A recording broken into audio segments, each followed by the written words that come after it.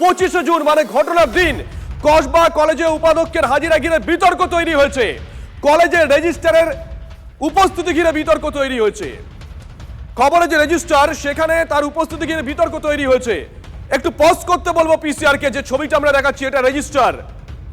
25 June অর্থাৎ ঘটনার দিন 9:50 কলেজে ঢুকেছিলেন ভাইস প্রিন্সিপাল আর কলেজ ছেড়েছেন 9:50। সেটা এম না পিএম কোথাও কোনো উল্লেখ করেননি vice principal.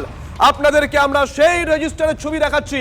Nayana Chattopadhyay vice principal, দেখুন পজ করো পিসিআর পজ করো। 9:50 25 তারিখ মানে ঘটনা যেদিনকে ঘটেছে 9:50 ইন আর আউট টাইম হচ্ছে 9:50। তাহলে কি কোথাও গিয়ে এটা পিএম রাত 9:50?